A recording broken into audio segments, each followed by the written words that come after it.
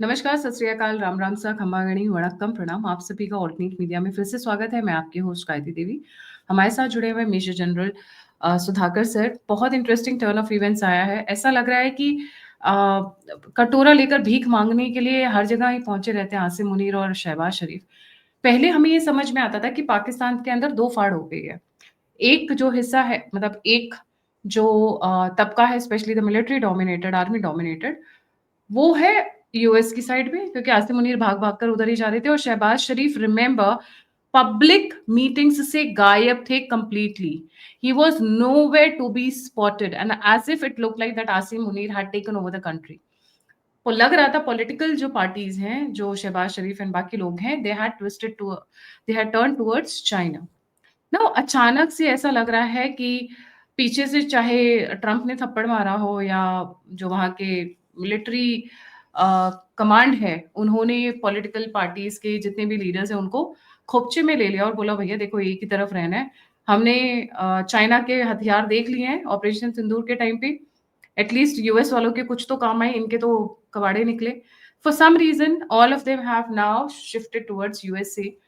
And that is an interesting turn of events because Asim Munir जा रहे हैं शहबाज शरीफ के सेकंड हैंड बनकर, या मैं लेफ्ट हैंड राइट हैंड बनकर, शहबाज शरीफ के साथ ट्रंप से मुलाकात करने। नाउ दैट इज इंटरेस्टिंग, अचानक से ट्रंप से मुलाकात करने। एंड बागराम एयरबेस धमकी दे चुके हैं Trump that we will take back Bagram airbase. And in the same statement जब उन्होंने कहा था बागराम एयरबेस को लेकर, तो उन्होंने ये भी कहा था कि China's nuclear facility is not very far from the Bagram airbase. बहुत बड़ी जियोपॉलिटिकल गेम खेली जा रही है। Trump is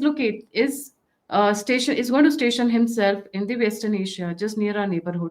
Looks like that. But let's understand कि शहबाज शरीफ को अभी अचानक से क्या हुआ, जो वो अपनी पतलून पकड़कर ऊंची भाग रहे हैं यूएस की तरफ। Sir, a very warm welcome on the show, the platform is yours ji. Thank you Gayatri, बहुत अच्छा आपने पॉइंट्स उठाए हैं। मैं एक रीकैप कर देता हूँ रिस्पॉन्स देते हुए कि आज के दिन में अमेरिका चाहे कितने भी फ्रंट वो खोल दे, उसका मेन मुद्दा जो है वो है चाइना को किसी भी तरह काउंटर, कंटेन और कंटेस्ट करना है। उसका नेशनल सिक्योरिटी स्ट्रेटजी या डॉक्ट्रिन कोई सालों से अपना डॉक्यूमेंट वो निकालते जा रहा है और बहुत सारे सरकार जो आए हैं, डेमोक्रेट को हो रिपब्लिक, इसको सेंट्रल मुद्दा रखा है। इसी चीज को मद्देनजर रखते हुए जो बागराम एयरपोर्ट वो खुद ही पब्लिकली उन्होंने कंडेम किया है कि जो बाइडेन के टाइम में जिस चीज को रखना था उन्होंने खुलेआम ऐसा ही एक प्लाटर में वापस कर दिए, बिना कोशिश करके रिटर्न करने के लिए। तो ये बागराम एक एयरपोर्ट ऐसा है जो कि चाइना का न्यूक्लियर इंस्टॉलेशन से करीब 1 घंटा फ्लाइंग टाइम होता है, प्लस वो सेंट्रल है, काबुल से करीब 1 घंटा 2 घंटे का रास्ता है। और ऐसा जगह है जहां पे अगर वो उसको अख्तियार कर सकते हैं तो ना केवल अफगानिस्तान बल्कि चाइना जो अंदर प्रवेश कर रहा है बीआरआई के जरिए से मिडिल ईस्ट और ये जो south Asia central Asian Republic के अंदर, इसके ऊपर काफी वो डोमिनेट कर सकता है। दूसरी बात है, हिंदुस्तान को भी चेक्स एंड बैलेंसेस में रख सकते हैं। तीसरा यह है जो पाकिस्तान को जो मुद्दा आपने उठाया है, उनके प्राइम मिनिस्टर साहब द शरीफ साहब को बुलाया है। मेरा समझ ये है as a student of geopolitics कि ये जो 2 बार एक chief of the army staff को बुला लिए हैं, विश्व में कोई भी देश में इस तरफ एक आर्मी चीफ को बुलाया नहीं जाता है जब उसके सिविलियन गवर्नमेंट मौजूद हो।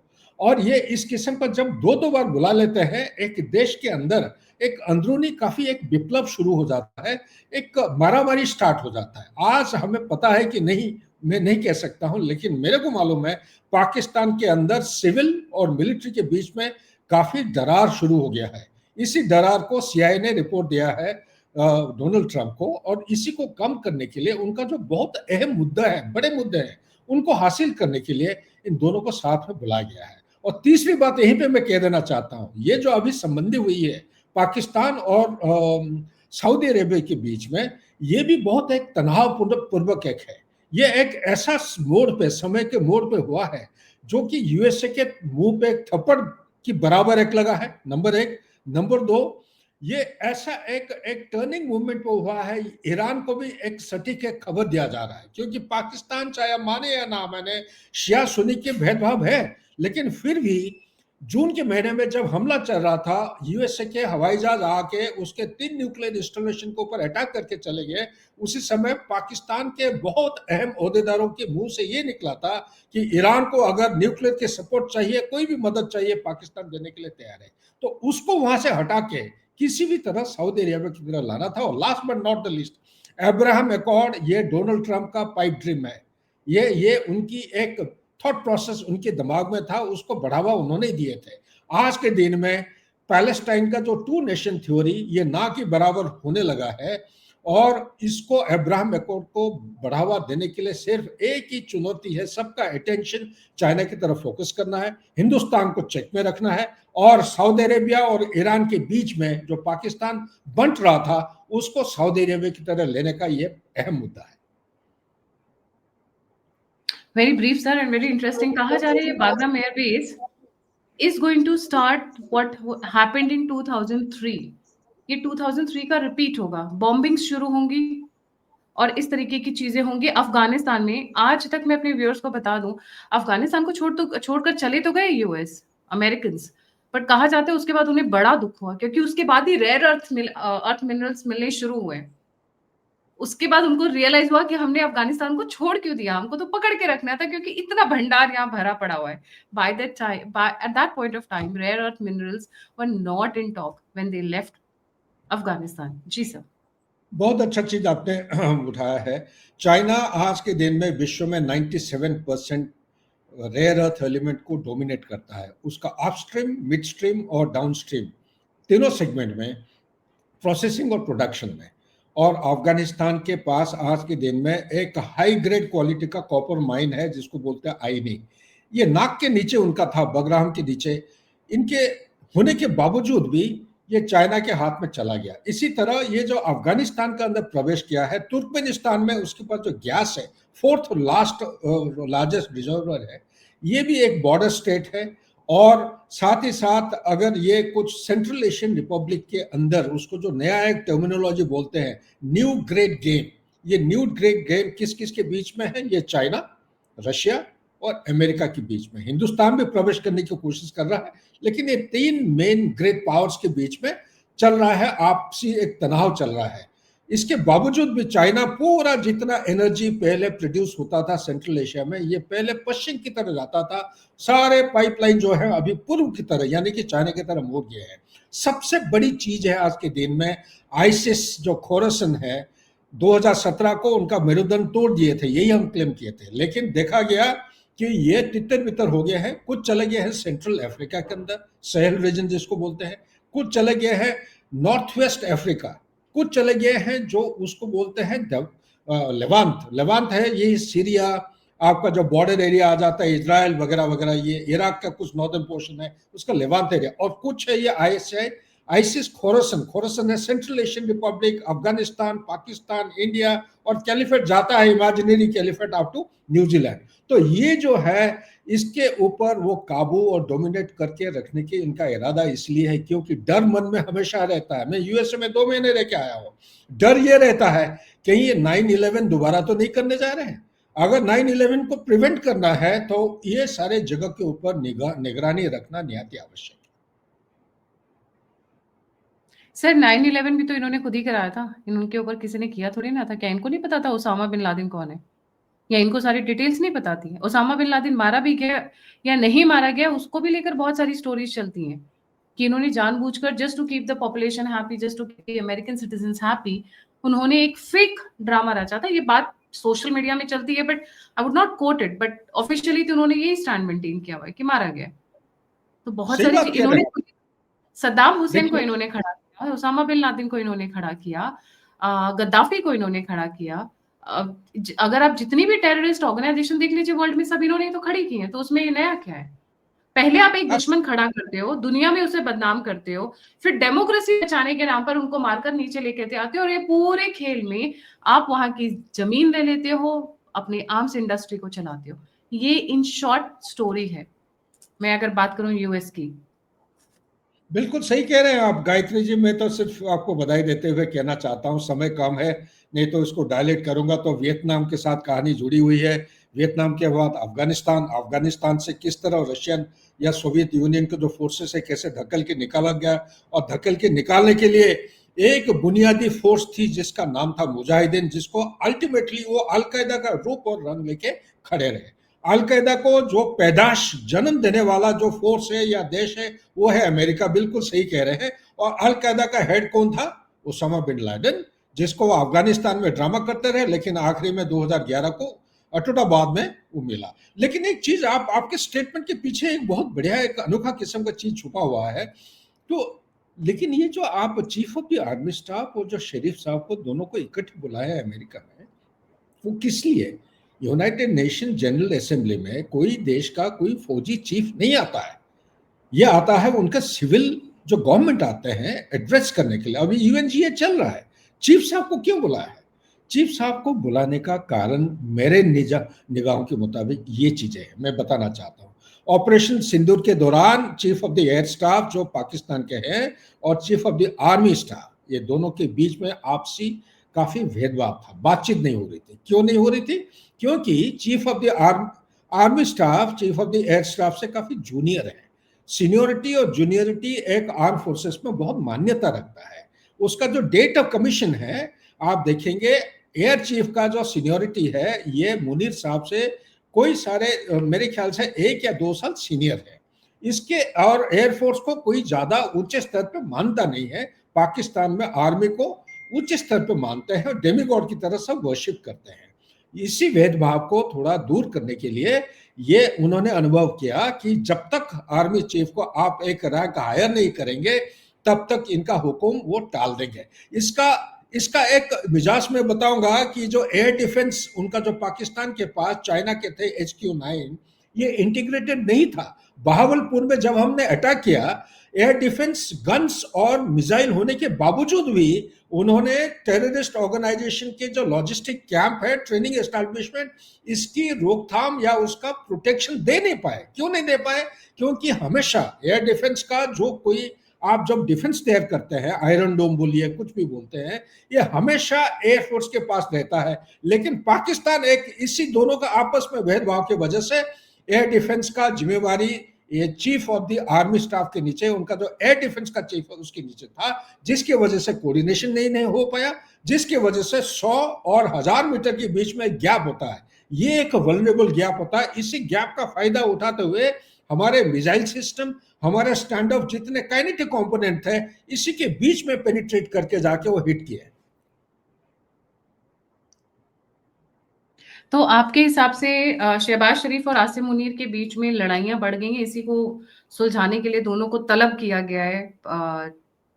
मेरे विचार के मुताबिक मेरे पास जो हाँ। भी इनपुट आया है, और क्योंकि ये बढ़ती हुई जा रही है, ये जा रही है। जो मिनरल्स का साइन हुआ है, एक एमओयू जब साइन होता है वो देश के साथ होता है, उसमें chief of the army staff को क्या लेना देना?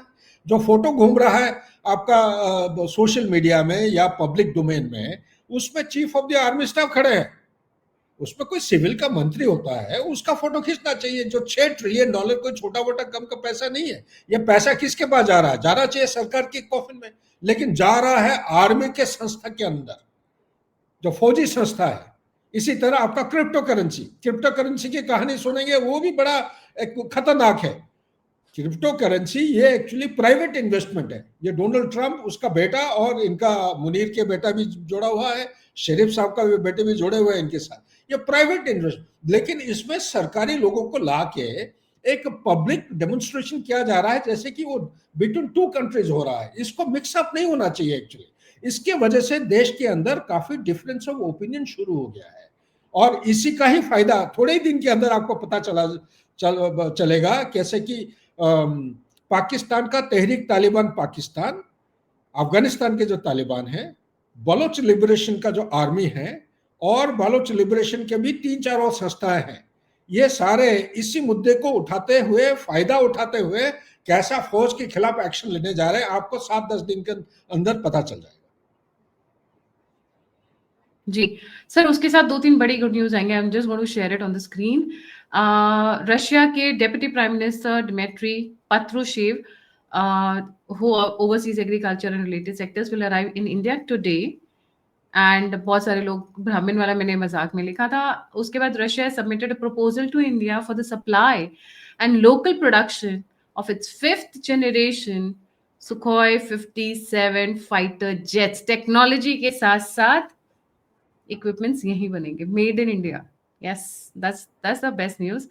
देन ट्रम्प बिना न्यूज के रह ही नहीं सकते। ऐसा लगता है इनको खाना हजम नहीं होता है, सॉरी बर्गर हजम नहीं होता है, क्योंकि पूरे यूएस में आपको एक कॉमन डिशेस मिलती हैं, बर्गर, पिज्जा, सैंडविचेस। वो सैंडविच के अंदर थोड़ा सा मेयोनीज लगा के दे देते हैं, जो हमारे घरों में मम्मियाँ वो मलाई के ऊपर चीनी डाल के खिला देती है। Sorry, I just get very domestic at times.